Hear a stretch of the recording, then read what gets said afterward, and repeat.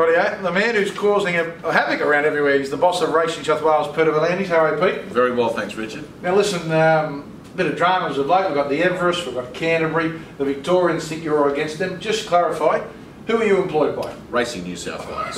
I mean, what do they expect me to do? Just do everything to help Racing Victoria. I'm here to promote Racing New South Wales and to maximise the revenues for Racing New South Wales, to pay back to the 50,000 participants, which I have made well known, because that's my job, you know. And if you don't maximise your revenue, the prize money is the dividend, basically, and that dividend goes to the people that compete in our sport. Let's talk about a few of the topics that are going at the moment. The Everest seems to be a news story every day. Are you happy with the way it's progressing? Oh, ecstatic. I think the Everest has been a revelation for me, because I always expected it to be, you know, a success, but never to this level. The idea really came from the harness racing days with the Miracle Mile, because the Miracle Mile was only 6 horses and it caused enormous controversy.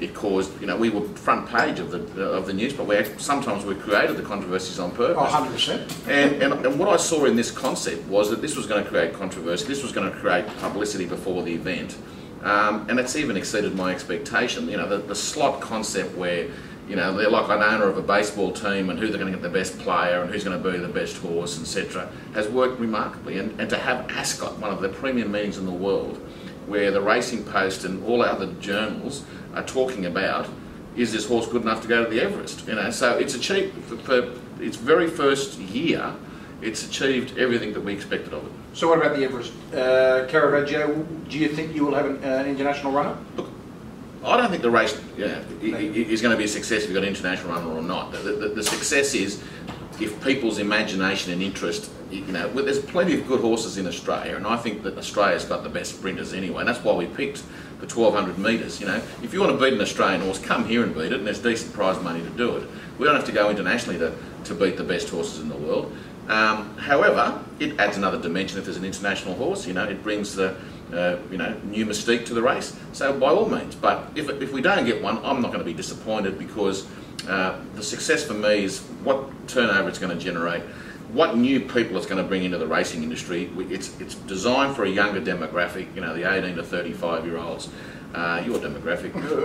You know, so basically, if it achieves all that, it doesn't matter to me if there's an international runner or not. It's about the promotion of racing to a new audience, and it's about generating new revenues. And you know, this race in 10 years will be completely different to what it is now. I think you'll see that New South Wales has finally got an event they're going to be very proud of, and you know, it could be $30–40 million then, you know, because all the revenue that's going to come out of the Everest is being ploughed back into the prize money.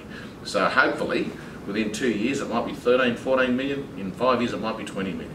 We talk about the Everest on that day. The one part of the controversy is that you've upped the ante for I think it's the Craven Plate to entice Winx to stay, but she's the headline horse. I suppose you want to. Look, by all means, but horses, you know, sometimes come and go. And we wanted a weight for age series for middle distance, which we've been crying out for. Which we've been crying out for, and that's what we've done basically. Do you think, if you look back years, even before your time, do you think New South Wales let our spring carnival kind of dwindle that little bit? Look, we never had the funds, Richard. You know, Victoria's always had $100 million more in funding a year. Money speaks all languages. If you haven't got the money, well, it's very hard to do anything. We, you know, through very hard work with race fields and parity and other things we've done, we've now got the money. So now we can put money into promoting racing. And look, spring is the best time. You know, you've got no rugby league, no AFL, no cricket, best weather. I mean, what do? Just sit in the doldrums in New South Wales for the rest of your life while someone else monopolises the best time in Australia? You know, catch and kill. Basically, it is catch and kill, because my job is to get as much revenue for the New South Wales racing industry and to promote the thoroughbred in New South Wales. You know, ironically, did everything change when the gentleman's agreement finished? Absolutely, it's a different landscape now, because when the gentleman's agreement was in place, if Richard Callender bet on Flemington on the TAB, I still got $7 in 100 for that bet. If Richard Callender now uses Crown Bet, and I'm not bagging Crown Bet because Matt Tripp's a fantastic guy and love him, but if you had that bet to Flemington, New South Wales gets 0. If you bet on Randwick, we get $7. Well, we get $2, whatever the racefield fee is. So naturally, I'm going to have to try to get Richard to be betting on New South Wales races, because that's the only way I'm going to generate revenue. Now, if the best time is in spring, I've got to have some access to that time. We haven't taken all of it, we've just taken a small portion of it, and because we need to promote our, we can't sit back and have this magnificent, time period and we can't use it. Funny you say that, and it's not us against them, but a lot of people have said that aren't in racing say, how come Sydney don't race more in the spring? Because they don't understand you've got the Melbourne Cup. But so there's obviously another time. And look, it's a bold statement, but the Everest will sit on its own in the future. I think, in the next 5, the amount of publicity it's received for its first year, I think it'll completely go upwards from there. And we are going to do a unique marketing campaign. We've briefed 5 different agencies and they've come up with some fantastic ideas. As I said, we're aiming it for the younger demographic, we're aiming it for a new audience, we want to do it differently. That's why Friday night's appealing under lights. It also gets in the international audience because it's the right time zone at night. It's going to be an international race. So you spoke about that's the plan for the Everest to move to the Friday night, so therefore we assume lights at Randwick. Correct. And we're very fortunate that we've got some very progressive board members and especially the chairman of the ATC, Laurie Macri, and Darren Pearce, the CEO. They've got a vision that they want to leave New South Wales racing much better than when they first came into it, and we've got a magnificent partnership between us and the ATC, and we believe, both of us, very strongly, that under lights the Everest would be quite a spectacle. Will we get more feature racing on night racing? Absolutely. Look, the Everest is a great way to launch it, but I don't think you can't go to that investment for one race meeting. So you're going to have to, suck it and see, and see, what, especially when the light rail comes to Sydney. What a better way than being in the central business district here in the city, catch the light rail after you've had a few drinks with your friends at a pub, go straight to Randwick. You can, put themed restaurants in there, like you can have your. I noticed the light rail is going to be called Royal Randwick now, and not Centennial Park. Well, I've heard some stupid ideas, but that one took the cake, calling it the Royal Randwick stop Centennial Park. I mean, Christ and Jesus, that's it's like calling the Sydney Harbour Bridge Gladesville Bridge. I mean, how stupid is that? Now, listen, I know it wasn't your decision, but one of the decisions from the ATC, Laurie and Darren, has caused a lot of angst at trainers. Is the $3 million proposal you're going to spend on a synthetic track at Canterbury. Your thoughts? I'm quite surprised that they have those views, because Canterbury is an underutilised asset. We want to attract international horses, we've got to have international facilities as well. But the plan by the ATC, which was put to us, which I think is great, is they want to use it for 2-year-old trials. They want to use Canterbury a lot more than what it is at the moment. And the country horses that come down, they can be stabled at Randwick. They can use the synthetic track. They can utilise the asset that we've got. I mean, but what people don't understand, it's one little pimple on a massive body, because the ATC have a plan to improve infrastructure throughout all its tracks, through Rose Hill, Randwick, Warwick Farm, and Canterbury's just one part of it. You can't cherry pick Canterbury and criticise it unless you look at the total concept. Look, I'm absolutely so pleased that the ATC are concentrating on the core business of racing. They're putting money into infrastructure in racing. They're putting it into making sure that when an owner has a horse, there's nothing more frustrating than the horse breaking down because of poor training facilities. Well, funny, we spoke to Chris Waller on Just Racing last week, and he went to Japan, and he said that's something we've got to do out here. The facilities for training horses there. He said punters only see race day, but the reason this facilities are so good, the training tracks, is where the money's got to be spent. Well, I try to replicate what happens in Japan, which is Miho, which is the best one, at Horsley Park in 2004, and I got absolutely annihilated, and implemented what everything. What happened out there? We all thought that was going to be where the quarantine centre. Unfortunately, it wasn't embraced by the industry as a whole. I mean, you could have made it into a Newmarket or Chantilly's or a Miho. It could have been, and it was 1,000 acres. What's it now? It's still there. It's still there being used as an equestrian, and that's something the industry's got to revisit in the future, because it's a magnificent asset. It's got enormous infrastructure in stables, etc., and you can do so many things on it. So accessible by road. Absolutely. So and that's the world in the future. Probably not in my time, but someone that will replace me. That's what they should look at. They should look at a Miho. They should look at making a Newmarket or a Chantilly's or that sort of training facility. What about the Kensington track? I know you've been involved there. Is it progressing in the right way? Progressing in the right way. Look, we've made mistakes. We learned from them.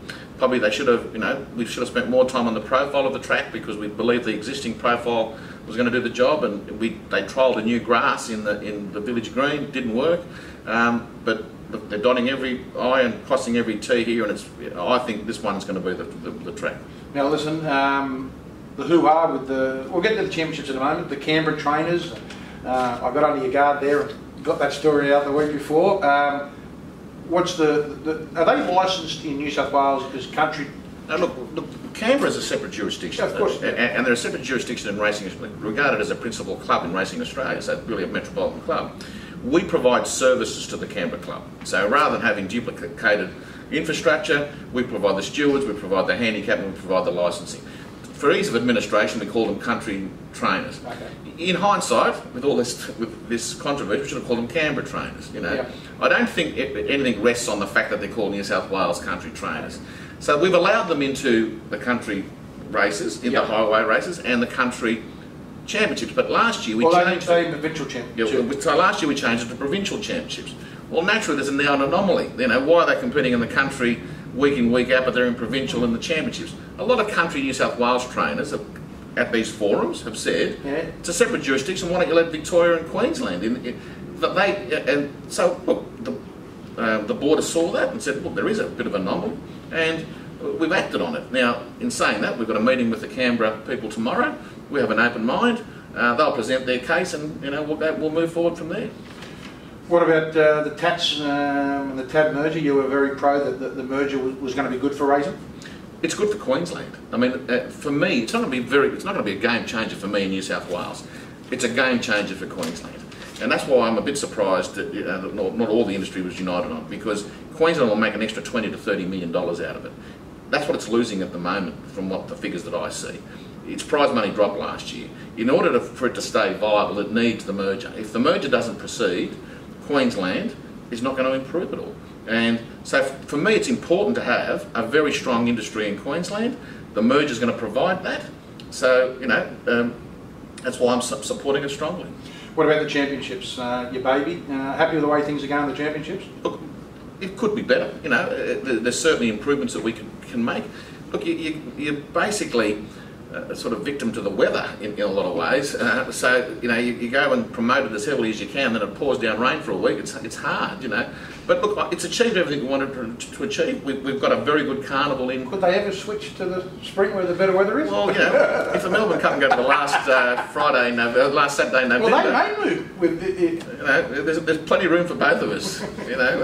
So look, you have to continue to look at your product and be progressive, because if you stick back and do nothing and not be proactive, we'll be in a terrible situation in 10 years. Is sport the biggest worry for racing wagering? Absolutely, because you've got to appreciate a young generation these days. There's two choices. Back Billy or back Harry. Correct. You've got a tribal following. I follow St George, so naturally I'll back St George to win it all. I love David Warner as a batsman, so basically I will always. I'll back Smith. I will back him to score the most runs. Don't need too much intellect in doing that. In racing, you've got a form guide. You need to know the handicap, the barrier draw, the jockey, the trainer, the state of the track, the bias. There's many variables. With a sports bet, it's easy. You've got a tribal following. You have a bet who you follow, who you like. It's not difficult. Whereas racing, and we've got to simplify racing so it becomes more attractive to the young people without spending hours doing form. The day of entitlement in racing is gone. You've got to go and catch it. Absolutely. What was happened 20 years ago? There's a lot more entertainment now. There's a lot more things to do. There's a variety of options. And especially in Sydney, there's not so much in Melbourne, but there's plenty in Sydney don't get it wrong. to do. So we're going to take that competition on. 20 years ago, you never had that competition. Now, one thing I wanted to ask you about the Victorian racing and maybe South Australian racing well on the free to wear. How do you see New South Wales racing? Are you looking for a deal to be on free to wear? I don't know the figures. Are you happy with your thoroughbred channel in New South Wales? We'd love to be on free to wear, and we certainly would explore it. But last year, our turnover increased by 7 to 8%, which is a pretty hefty increase. But more importantly for us, our revenue increased by 12%. and that's the important thing. No good having increased turnover if you don't have increased revenue. So at the moment it's successful, but in saying that, we can't, as I said, you've got to be proactive. You've got to look at all options, and free to air is certainly an option for us. Yeah, the Sky Channel, you're happy with the way, obviously they're a big partner of yours? Look, Sky Channel, the misconception with Sky Channel in my view is that everyone thinks that you judge it on... Well, when we had TVN it was called the Victorian Network, and now you've got New South Wales. Yeah, but realistically, that station is designed for you and me because we're tragics for the sport and we want to be able to watch every bit of the action. But your normal punter watches Sky 1. That's why Victoria's on there, we're all on there. Because 80 to 90% of the turnover comes from Sky 1. So realistically, it's great to have these boutique channels for you and me, but the one that drives the revenues is Sky 1. One thing I did want to ask you, Mark Van Gestel, his team, post Ray Murray? Very good. No, but look, I don't want to say too much. He's due for a pay review, so he's doing a terrible job. No, look, he's a professional. New South Wales is very fortunate to have a man of his calibre. I